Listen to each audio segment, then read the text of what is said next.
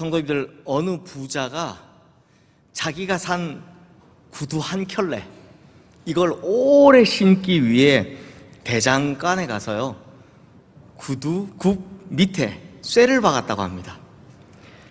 근데 이게 걸을 때마다 딱딱딱딱 소리가 너무 요란하게 나니까 사람들이 그 사람을 구두쇠라고 부르기 시작했답니다. 실제 이렇게 된 겁니다. 구두쇠. 그래서 이 구두쇠라는 말은 구두에 쇠를 박고 다닐 정도로 돈을 아끼는 사람을 의미하죠. 우리나라에서 대표적으로 구두쇠라고 하면 자린고비 또는 짠돌이, 짠순이가 있고요. 유럽 사람들에게 구두쇠라고 하면 스크루지를 제일 먼저 떠올립니다. 그런데 미국에서 구두쇠라고 하면 바로 이 사람을 떠올린다고 합니다.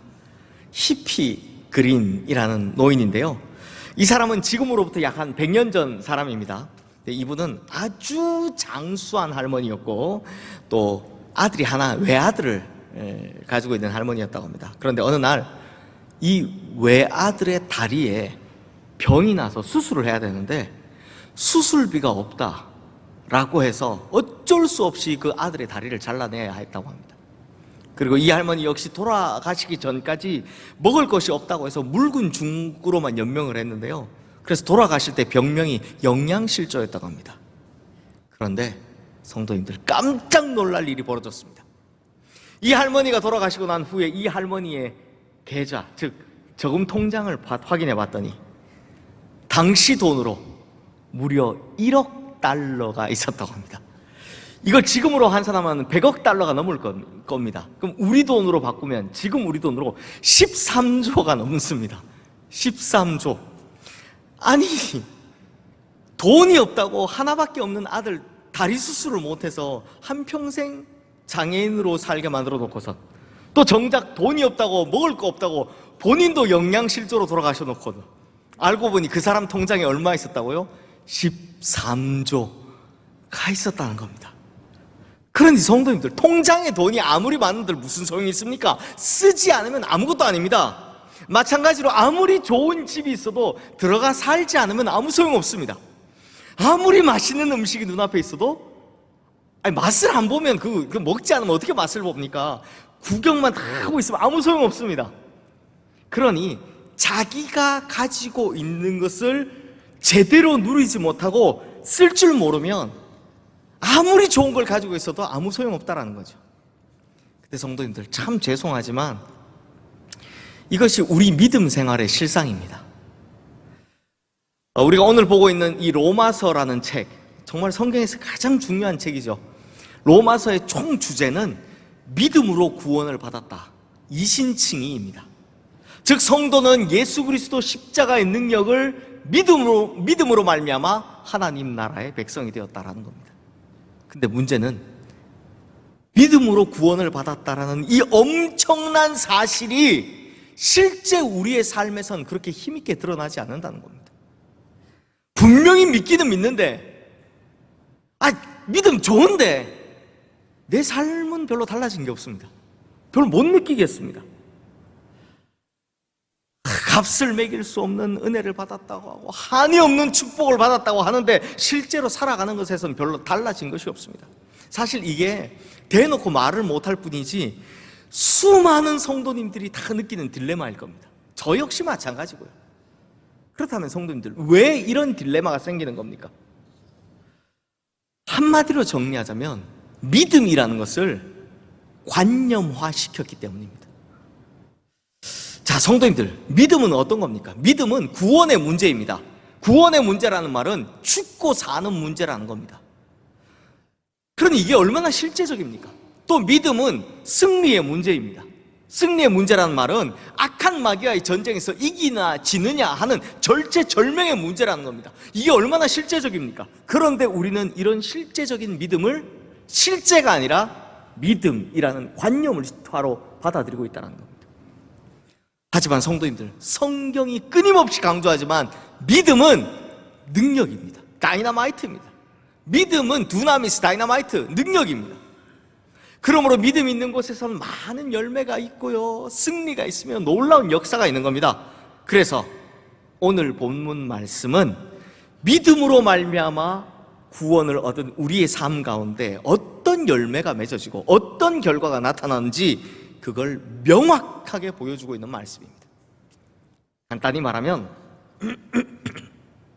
믿음으로 구원받은 성도들이여, 이것 좀 제발 누려라 하는 거, 이게 오늘 본문 말씀에 기록되어 있습니다. 누리라는 것도요, 그냥 살살 누리라가 아니라 어떻게 누려라? 팍팍 누리라 라는 겁니다.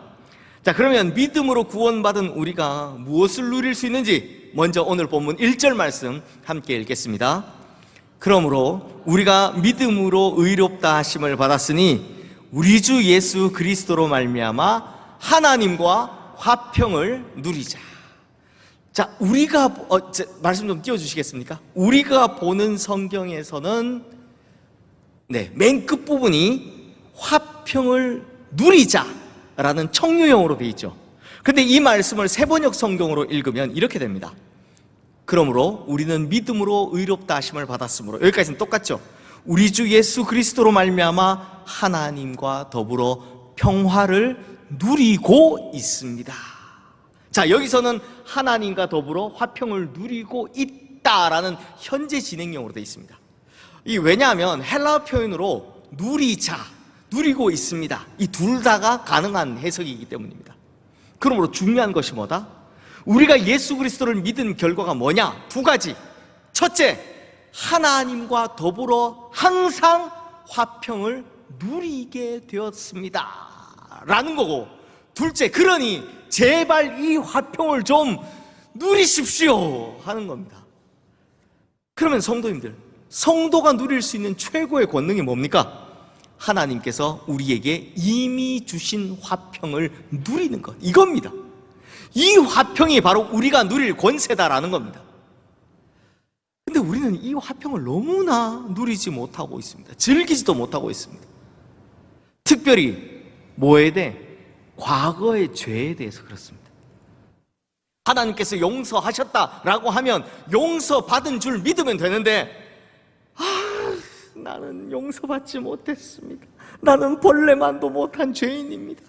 나는 여전히 죄인입니다. 마치 겸손한 사람인 양 위장을 하고 있습니다. 겸양을 떨고 있습니다. 성도님들, 분명히 말씀드리지만 이것은 겸손이 아니라 불신앙입니다. 못 믿는 겁니다. 제가 예를 하나 들어볼까요? 보통 우리 개신교 교회들 지붕 꼭대기에 보면 뭐 달려 있습니까? 십자가 달려 있죠. 네. 그런데 혹시 성당 꼭대기에는 뭐 달려 있는지 아십니까? 자, 이것에 대해서 카톨릭에서 내려오는 전설, 굉장히 잘못된 전설을 하나 제가 이야기를 해드릴게요. 베드로가 3번 예수님을 부인했을 때 뭐가 옵니까? 닭이 꺾여 하고 울었잖아요. 그러니까 막 울면서 회개를 했습니다. 내가 잘못했구나 하고 막 울면서 뛰어나갔습니다. 그래서 카톨릭에서는 뭐라고 이야기하느냐, 그 후에도 베드로는 닭이 울기만 하면 막 울면서 회개를 했다라는 겁니다. 그러니까 언제든 어디서든 닭만 울면 같이 울면서 회개하고, 또 닭만 울면 또 울면서 회개하고, 그러면서 평생을 살았다라는 겁니다. 그래서 성당 꼭대기는 뭐가 달려있다고요? 닭 모양의 형상이 걸려 있습니다. 우리 시흥동 성당에도 닭 달려 있습니다. 진짜 닭이 아니라 닭의 형상이 달려 있습니다. 가시면서 한번 보십시오. 오늘 이게 가시면서 한번 보시면 됩니다. 그런데요, 이 전설, 이거 다 거짓말입니다. 베드로는요, 그 이후로 닭 한 마리가 아니라 닭 수십 마리가 울어도 울면서 회개하지 않았습니다. 심지어 베드로를 양계장 안에 진짜 집어넣어놔도 울면서 회개하지 않았습니다. 왜요? 예수님께서 이미 용서해 주셨기 때문입니다. 요한복음 21장에 나오잖아요. 용서해 주셨잖아요. 이미 끝난 일이기 때문입니다. 이미 끝났습니다. 그러니 구원받은 사람은 과거의 죄에 묶여서 여전히 고통받는 것이 아니라 우리 주 예수 그리스도로 말미암아 하나님과 더불어 화평을 누리면 되는 겁니다. 근데 대체 왜 이런 시시한 거짓말 따위에 속느냐? 성도님들, 왜 이런 말에 잘 넘어가느냐? 이건요, 악한 마귀가 끊임없이 우리에게 죄책감이라는 걸 느끼게 만들기 때문입니다. 계속해서 죄책감을 느끼게 만드는 거죠. 야, 너 여전히 죄인이야. 안 바뀌었잖아. 야, 너같이 악한 사람이 뭘 한다고. 너 같은 죄인이 무슨 하나님을 할 수 있다고 하느냐라고 계속 찌르는 겁니다. 이런 거짓된 속삭임으로 여전히 우리를 죄에 붙들어 매게 만들고, 또 우리를 여전히 과거에 얽매이게 해서 절대 하나님께 나아가지 못하도록 하는 것이 사단의 술책인 겁니다. 하지만 성도님들, 로마서 3장 25절 말씀에 보면 마지막에 이렇게 되어 있습니다. 전에 지은 죄를 간과하심으로 자기의 의로우심을 나타내려 하심이니. 자, 여기서 전에 지은 죄를 간과하다, 간과하심이라는 말이 헬라어 원어로 파레시스인데요, 이 뜻이 뭐냐면 통과하다, 패스. 우리 지하철 탈 때 이게 탁 지나가잖아요. 패스, 이런 뜻입니다. 그러니까 이미 지나갔다, 이미 없는 것으로 여기고 있다라는 뜻입니다. 그러므로 주님께서는 우리의 과거의 죄를 이미 다 용서해 주셨습니다. 우리의 과거의 죄를 이미 없는 것으로 여기고 계십니다. 패스, 끝났다라는 겁니다. 그렇다면 구원받은 성도는, 용서받은 그리스도인은 어떻게 살아야 됩니까? 주님 감사합니다. 내 모든 과거의 죄책이나 내 모든 과거의 죄악들은 이미 다 용서받은 줄로 믿습니다. 그러므로 이제는 주님 따라가는 승리의 삶, 순종의 삶을 살겠습니다 라고 하면서 주님께 당당히 나가면 되는 겁니다. 그러므로 성도님들, 이런 사단의 속삭임에 귀를 막으십시오. 오직 하나님 말씀에만 귀를 기울이십시오. 그리고 우리 앞에 있을 승리만 기대하고 사시면 되는 겁니다. 성도님들, 하나님과 더불어 화평을 누린다, 이거 사실 이게 바로 복음입니다. 복음이 막 어려운 게 아니라 하나님과 더불어 화평을 누린다, 이게 가장 큰 복음의 개념입니다. 보십시오. 과거에 우리는 하나님과 원수된 상태였습니다. 우리는 하나님께 등을 돌리고 있었고 멸망을 향해서만 치닫고 있었습니다. 그러한 인간을 향해 하나님께서도 등을 돌리고 계셨죠. 그래서 죄인인 인간이 거룩한 하나님 앞에 나가면 있는 거라고는 오직 죽음뿐이었습니다. 대표적으로 구약시대에 대제사장들조차도 감히 하나님 앞에 나가는 것이 어려웠습니다. 그 구약시대에는 1년에 한 차례 7월 10일 대속제일에 자기 몸을 정결케 하고 다 갖추고 어린 양의 피를 들고서 그 1년에 한 번 딱 지성소로 들어가는데요, 그게 유일하게 하나님께 나가는 방법이었습니다. 그런데 대제사장이 지성소에 들어갈 때 반드시 두 가지 장치를 하고 들어갔습니다. 하나는 허리에 끈을 묶는 거고요, 하나는 옷에 방울을 달아놓는 거였습니다. 왜 이렇게 끈을 묶고 방울을 달았는지 아십니까? 이게 지성소로 들어가서 이렇게 움직이면 딸랑딸랑딸랑 소리가 나잖아요. 근데 자기도 모르는 죄로 인해서 갑자기 확 죽었다, 그럼 방울 소리가 더 이상 안 나겠죠. 근데 실제로 대제사장들이 자기도 모르는 죄로 인해서 죽는 일들이 심심찮게 발생했기 때문입니다. 그래서 방울 소리가 안 움직이면 아이고 저 죽었구나, 이건 알겠는데, 문제는 대제사장을 제외한 누구라도 지성소에 들어갈 수 있습니까? 없습니까? 그 사람 시체 꺼낸다고 들어가면 또 죽습니다. 또 죽고, 그 사람 꺼내면 또 죽고, 그게 안 되잖아요. 그러니까 끈을 매놓은 끈을 그 밖에서 당기는 겁니다. 그럼 시체가 이렇게 쭉 끌려 나오는 겁니다. 이렇듯 구약시대의 대제사장조차도 하나님 앞에 나아갈 때는 목숨을 걸고 나갔어야 됐습니다. 왜요? 죄가 하나님과 인간 사이를 완전히 갈라놓았기 때문입니다. 그런데 예수 그리스도의 십자가가 원수되었던 하나님과 우리 사이를 단번에 화평으로 바꿔놓은 겁니다. 그래서 이것에 대해서요, 히브리서 10장 19절 20절 말씀은 이렇게 설명합니다. 우리 함께 읽어볼까요? 그러므로 형제들아, 우리가 예수의 피를 힘입어 성소에 들어갈 담력을 얻었나니 그 길은 우리를 위하여 휘장 가운데 열어놓으신 새로운 살 길이요 휘장은 곧 그의 육체니라. 이 이야기를 설명하려면 마태복음을 가야죠. 마태복음 27장 51절 말씀에 보면 예수님께서 십자가에 딱 돌아가시는 순간 어떻게 됐습니까? 성소를 휘장, 이게 아무도 못 들어가게 가로막고 있던 그 휘장을 위에서부터 누군가 붙들고 아래로 찢어버린 겁니다. 지성소로 가는 길이 열린 겁니다. 누구나 하나님께 나갈 수 있게 된 겁니다. 그러므로 성도님들, 이제 하나님과 우리 사이에 벽은 없습니다. 막힘도 없습니다. 즉 예수 그리스도로 말미암아 우리는 언제든지 하나님 앞에 당당히 나갈 수 있게 된 겁니다. 하나님을 향한 문은 활짝 열렸고요, 하나님께 가는 길은 대로처럼 열렸습니다. 그러므로 우리 성도님들, 제발 하나님과 더불어 이 화평을 누리시기를 주님의 이름으로 축원합니다. 이제는 하나님 앞에 마음껏 나가서 그분의 능력을 누리시고 그분 주시는 승리를 누리시는 우리 모든 성도님들 되시기를 주님의 이름으로 축원합니다. 그리고 성도님들, 그 아래 2절 말씀 보면 이렇게 시작하죠. 또한 그로 말미암아. 이 말은 우리가 믿음으로 누릴 수 있는 것이 하나 더 있다는 겁니다. 하나 더 누릴 수 있는 게 있다는 겁니다. 그게 뭐냐? 2절 말씀 우리 함께 읽겠습니다. 또한 그로 말미암아 우리가 믿음으로 서 있는 이 은혜에 들어감을 얻었으며 하나님의 영광을 바라고 즐거워하느니라. 성도님들, 우리가 또 누릴 수 있는 게 뭐라고 합니까? 은혜의 자리에 들어감을 얻게 되었다라는 겁니다. 그러니까 1단계가 하나님과 화해된 상태, 하나님과 더불어 화평을 누리는 거라면 그보다 좀 더 나아진 2단계가 뭐다? 은혜의 자리에 들어감을 얻었다는 겁니다.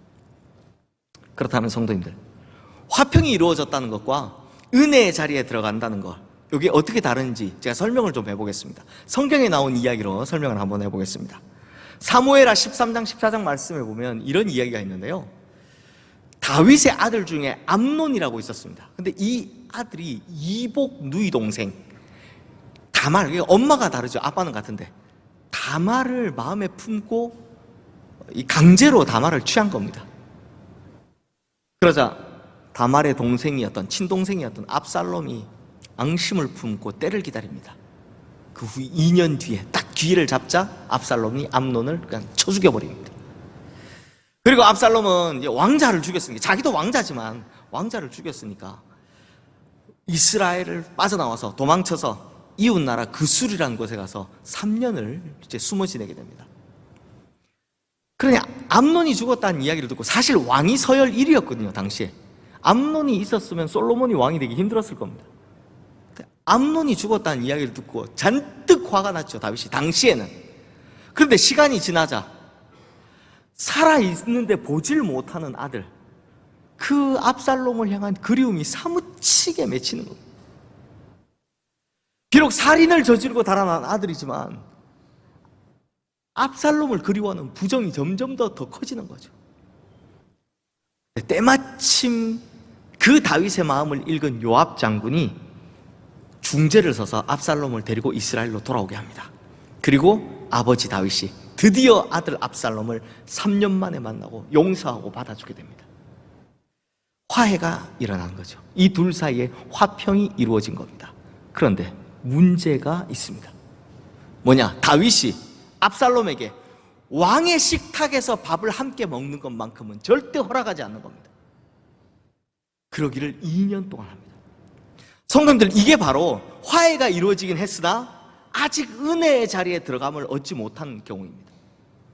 하지만 그 후에 압살롬은 이제 요압 장군이 인도해서 다윗에게 들어가고, 그리고는 부자지간에 입을 맞추고 그 후로부터 완전히 왕의 식탁에서 함께 식사를 즐길 수 있게 되었죠. 성도님들, 이것이 바로 오늘 본문 2절 말씀에서 말하는 은혜의 자리에 들어감을 얻는다는 겁니다.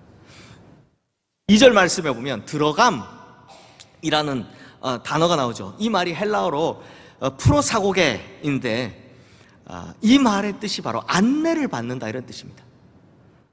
그러니까 두 가지 의미가 있는데, 하나는 높은 사람의 안내를 받아 왕 앞으로 인도함을 받는다, 이런 뜻입니다. 방금 제가 말씀드린 압살롬, 이 요압의 인도로 다윗 왕 앞에 나갔죠. 이 마찬가지로 우리 역시 예수 그리스도로 말미암아 하나님 앞에 서게 된 것입니다. 인도함을 받은 겁니다. 요게 하나 있고요. 또 하나 뜻은 뭐다? 풍랑 속에서 배가 항구로 인도를 받는다는 뜻입니다. 자, 이런 상상을 하시면 됩니다. 막 폭풍에 휘말리는 바람에 깨지고 찢어지고 막 다 떨어져 나간 그 돛담배, 작은 돛담배를 한번 생각해 보십시오. 망망대 한가운데 갈 길을 몰라 방황하고 있습니다. 그런데 어디선가 큰 범선이 하나 와가지고 그 배 밧줄을 턱 묶어서 연결해가지고 거센 풍랑을 뚫고 안전한 항구로 인도해 줍니다. 그리고 항구에 닻을 내려다 주게 하고 거기서 편히 쉴 수 있게 하는 겁니다. 그러니 이게 깨지고 찢어지고 떨어져 나간 돛담배 입장에서 얼마나 큰 위로겠습니까? 얼마나 큰 감사겠습니까? 즉 바로 이것이 은혜의 자리에 들어감을 얻었다라는 겁니다. 근데 이걸 시편 107편 28절에서 30절 말씀에 정확히 딱 이렇게 설명을 해주고 있습니다. 우리 지금 화면에 뜬 이 말씀 우리 함께 읽어보겠습니다. 이에 그들의 고통 때문에 여호와께 부르짖으매 그가 그들의 고통에서 그들을 인도하여 내시고 광풍을 고요하게 하사 물결도 잔잔하게 하시는도다. 그들이 평온함으로 말미암아 기뻐하는 중에 여호와께서 그들이 바라는 항구로 인도하시는도다. 딱 맞는 말씀이 여기 있습니다. 성도님들, 실제로 이 경랑의 시대에, 요즘 같은 이 힘든 시대에 우리 몸과 마음을 편하게 기댈 곳이 어디 있겠습니까? 어디인들 평안이 있고 어디인들 안식이 있겠습니까? 피곤하고 지친 이 몸과 마음이 대체 어디서 쉼을 얻을 수 있단 말입니까? 하지만 성도는 하나님께서 인도하시는 은혜의 자리, 소망의 항구에서 편히 쉬게 될 줄로 믿습니다. 그러므로 우리 성도님들, 이 광풍노도의 현실 가운데서 은혜의 자리, 소망의 자리로 인도함을 받으시는 우리 모든 성도님들 되시기를 주님의 이름으로 축원합니다. 이제 말씀을 마무리하겠습니다. 성도님들, 지금까지는 우리가 예수 그리스도 믿고 구원을 받았는데 정작 구원의 인생 누리지 못하고 승리의 인생 누리지 못한다라는 이 안타까움에 대해서 설명을 했는데요. 근데 성도님들, 사실 우리가요, 이 성경 말씀에서 약속한 것들만 누리기만 해도 우리의 삶 속에서 정말 대단한 역사들이 일어날 수 있습니다. 그런 게 있다면 어떤 게 있느냐? 한번 제가 대표적인 거 두 가지만 뽑아왔는데 한번 보십시오. 먼저 누가복음 10장 19절 말씀, 화면에 뜨는 이 말씀 함께 읽겠습니다. 내가 너희에게 뱀과 전갈을 밟으며 원수의 모든 능력을 제어할 권능을 주었으니 너희를 해칠 자가 결코 없으리라. 우리에게 이미 모든 원수 마귀를 제어할 능력을 주셨으므로 악한 마귀와 대적해 싸우면 우리는 반드시 승리한다라는 약속입니다. 이거 누리셔야죠. 근데 우리는 자꾸 능력 없다고 합니다. 뭘 그렇게 무서워하십니까? 무섭습니다, 주님. 제가 언제 그런 능력을 받았습니까? 이러지 마시고요. 아닙니다. 이제는 나에게 그런 능력이 어디 있냐 라면서 한탄하거나 두려워하지 마시고 하나님께서 주신 능력 믿고 나아가 승리하는 성도님들 다 되시기를 주님의 이름으로 축원합니다. 그리고 또 마가복음 16장 17절 18절, 제가 진짜 좋아하는 말씀인데 이 말씀 함께 읽겠습니다. 믿는 자들에게는 이런 표적이 따르리니 곧 그들이 내 이름으로 귀신을 쫓아내며 새 방언을 말하며 뱀을 집어 올리며 무슨 독을 마실지라도 해를 받지 아니하며 병든 사람에게 손을 얹은즉 나으리라 하시더라. 성도님들, 예수님께서 우리에게 이렇게 놀라운 능력을 약속해 주셨습니다. 그리고 성경이 우리에게 이렇게 놀라운 능력을 약속해 주셨습니다. 어떤 능력입니까? 믿는 자들은 예수 이름으로 귀신을 쫓아내고 새 방언을 말하고 무슨 독을 마셔도 해를 당하지 않을 것이며 병든 사람에게 손을 얹은 즉 나으리라 라고 약속하셨습니다. 그러면 이제 어떻게 하면 됩니까? 믿음을 가지고 누리면 되는 겁니다. 그러므로 성도님들, 이제부터 하나님께서 구원받은 자에게 베푸시는, 믿는 자에게 베푸시는 이 수많은 능력들을 누리시기를, 그것도 제발 좀 팍팍 누리시기를 주님의 이름으로 축원합니다. 제발 좀 구두쇠처럼 있는데도 불구하고 없는 것처럼 살지 마시고요, 하나님 능력 있는데도 불구하고 없는 것처럼 막 두려워하지 마시고요, 또는 관념적으로 예수 믿는 거 좀 탈피하셔서 이제는 하나님과 더불어 화평을 누리고 은혜를 누리시고 능력으로 승리하시고 그 승리를 누리시는 우리 모든 성도님들 되시기를 주님의 이름으로 축원합니다. 기도하겠습니다. 하나님 아버지, 하나님께서 구원받는 자에게 베푸시는 수많은 약속들이 있음을 우리가 성경을 통해 보게 됩니다. 그러므로 성경을 통해 약속하신 화평도, 은혜도, 축복도, 능력도, 승리도 우리가 다 누릴 수 있음을 믿습니다. 그러므로 주님, 이제는 우리가 하나님께서 베푸신 수많은 것들을 누리며 살아가는 능력의 성도로 살아가게 하여 주시옵소서. 그리하여 이 험한 세상에서 화평을 누리고 또 은혜의 자리에 들어감으로 인도함을 받으며 또한 능력으로 승리하고 그 승리를 마음껏 누리는 우리 성도님들 다 되게 하여 주시옵소서. 우리 주 예수 그리스도 이름으로 기도드리옵나이다. 아멘.